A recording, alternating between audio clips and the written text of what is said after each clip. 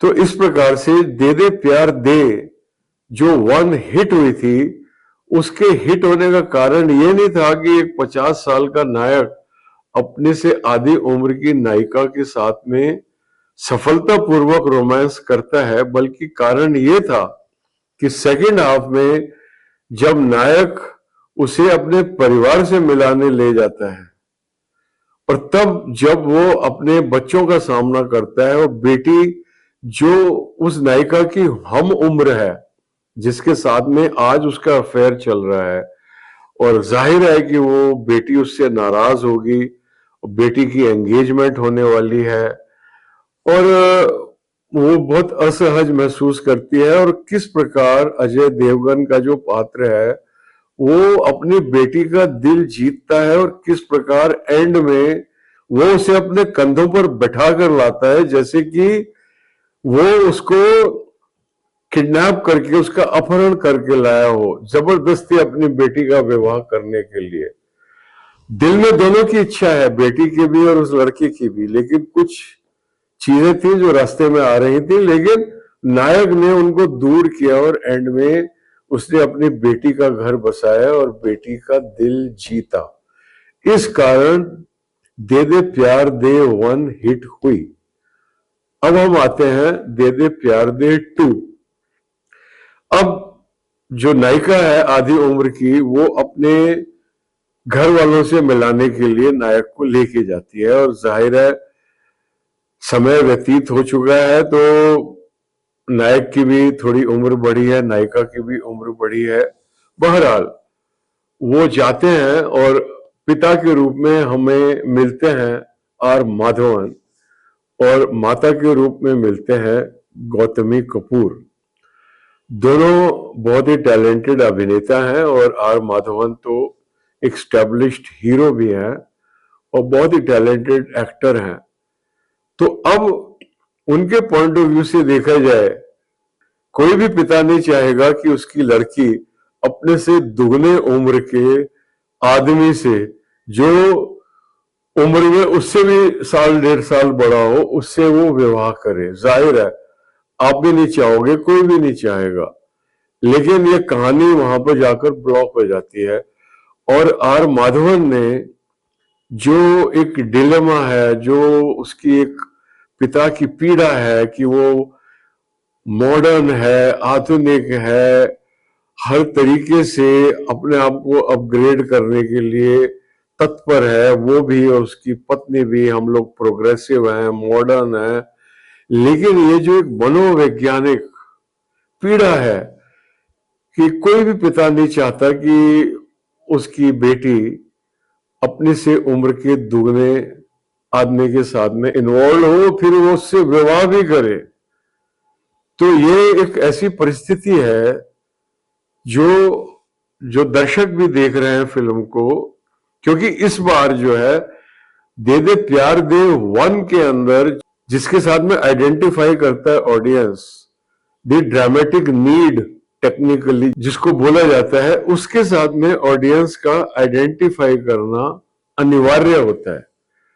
अगर हीरो की dramatic need के साथ में ऑडियंस आइडेंटिफाई नहीं करेगा, तो हीरो चाहे कितना ही बड़ा सुपरस्टार हो, वो फिल्म एक लिमिट के बियॉन्ड क्लिक नहीं होने वाली,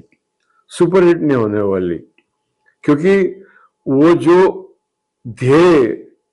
जिस उद्देश्य को प्राप्त करना चाहती है, उस उद्देश्य या उस ध्येय के साथ में ऑडियंस की आइडेंटिफिकेशन नहीं हो रही, उसके साथ में ऑडियंस का तादात्म्य नहीं हो पा रहा। They are not able to feel comfortable with that. So that kind of a situation is taking place in this picture, and therefore this picture will reach a figure of 75 crore only as opposed to दे दे प्यार दे one के 125 करोड़। क्योंकि एक तो जो circumstances हैं वो भी इस प्रकार की हैं कि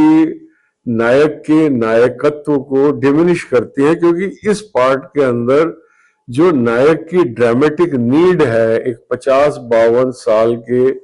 जो नायक की ड्रामेटिक नीड, जो उसका उद्देश्य, जो उसके जीवन की मनोकामना है जिसको पूरा करना है फिल्म, वो है अपनी उम्र से आधी उम्र की लड़की से विवाह करना। This is the dramatic need, this is the objective of this picture. Whereas in the last part, it was how the protagonist gets his daughter married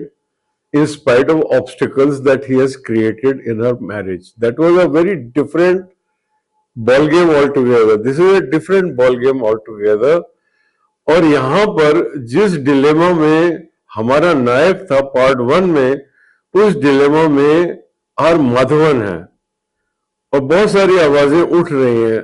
internet के ऊपर, यूट्यूब के ऊपर, जो ये कह रहे हैं कि आर माधवन हावी हो गए, छा गए अजय देवगन के ऊपर, ये हो गया वो हो गया। वो कुछ नहीं होता, कोई किसी के ऊपर छाता नहीं, कोई किसी को खाता नहीं। ये सिर्फ स्क्रीन प्ले होता है, करेक्टराइजेशन होता है that delivers the results that the audience experiences. तो चूंकि पार्ट 2 के अंदर आर माधवन उस परिस्थिति में है जिस परिस्थिति में पार्ट 1 में अजय देवगन थे, तो इसलिए जो अजय देवगन का जो ध्येय है, जो उनकी ड्रामेटिक नीड है, आर माधवन की बेटी जो उनसे उम्र में आधी है, उसके साथ में दी एंड में उसके साथ में टाई अप करना। तो सेकेंड हाफ में जाते जाते इस फिल्म की जो क्रिएटिव टीम है और बहुत प्रसिद्ध और प्रतिष्ठित टीम है, बहुत अच्छा काम कर चुके हैं, लेकिन वो भी अपने आप को एक ऐसे जोन में पाते हैं कि सेकेंड हाफ में पर्टिकुलरली क्लाइमेक्स से पहले फिल्म एक तरह के कंफ्यूजन में चली जाती है और ये सारी की सारी समस्याएं जो थी वो हल हो गई होती अगर जो क्रिएटिव टीम थी एक बोल्ड डिसीजन लेती कि छोड़ो, फर्स्ट हाफ तक के एंड तक, इंटरवल तक तो हमारा यही स्ट्रगल रहेगा कि नायक अपने से आधी उम्र की नायिका से शादी करना चाहता है और इसीलिए वो उसके परिवार से मिलने के लिए आया है, उनको कन्विंस करने के लिए, जो कि लगभग लगभग इम्पॉसिबल है अंडर नॉर्मल सर्कमस्टेंसेस। तो ये मैं सिर्फ एक आइडिया दे रहा हूं, जो पिक्चर बननी थी वो बन चुकी, जो उसका होना है वो हो रहा है और बहुत टैलेंटेड लोग हैं, लेकिन फिर भी क्योंकि इस कार्यक्रम का उद्देश्य पिक्चरों को रन डाउन करना है या उनकी बिजनेस कम करना, वरना तो हम भी औरों की तरह फ्राइडे कोई आज हमें अनाउंस करने चलेगी नहीं चलेगी, ये हो जाएगा वो हो जाएगा।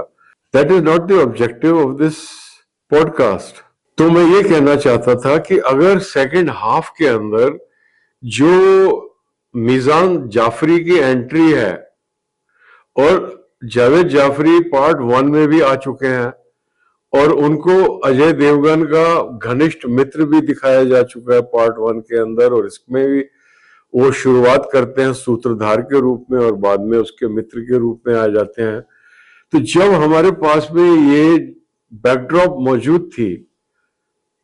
तो मैं सिर्फ एक आइडिया दे रहा हूं कि अगर जो मीजान जाफरी की एंट्री है पिक्चर के अंदर एक यंग बॉय की,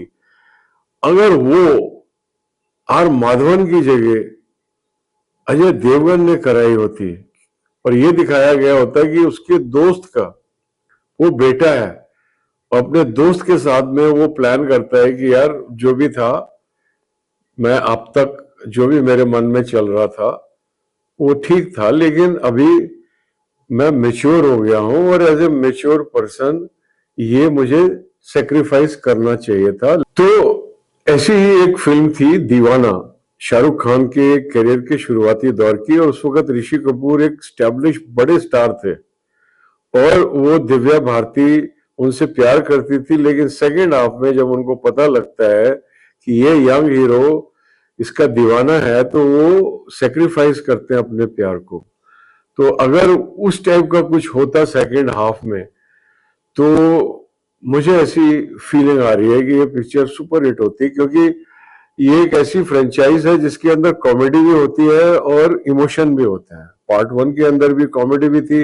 लेकिन जब फिल्म ड्रामेटिक हो जाती है, इमोशनल हो जाती है, तो फिल्म ड्रामेटिक और इमोशनल हो जाती है। तो ये पॉसिबिलिटी थी इस जॉनर जो लव रंजन ने क्रिएट किया है, कॉमेडी के साथ साथ ड्रामेटिक। तो सेकेंड हाफ में अगर फिल्म के नायक अजय देवगन ने यंगर हीरो के लिए सेक्रीफाइस किया होता और वो उसके मन में ये भावना उत्पन्न हो जाती है अपनी प्रेमिका के प्रति, क्योंकि वो उससे आधी उम्र की है, तो वो आकर्षित हुआ उसके प्रति। वो एक उसकी नॉर्मल इंस्टिंक्ट है, लेकिन उसका जो एटीट्यूड चेंज हुआ, वो जो पार्ट 1 में अपनी बेटी की शादी करा के आया, उससे भी उसमें परिवर्तन आया होगा। और वो जो उसकी ग्रोथ होती है और जो करेक्टर ग्रोथ होती है, वो एक बहुत बड़ा रोल प्ले करती है फिल्मों की कामयाबी में। हर फिल्म में नहीं होती, लेकिन जिस फिल्म में भी करेक्टर ग्रोथ होती है नायक की, it plays a very very big role in the success of the film. So if it had been like that, perhaps the story would have been very different. This picture might have done even 200 crores. A film is fantastic in technical values and music, and we wish all the best.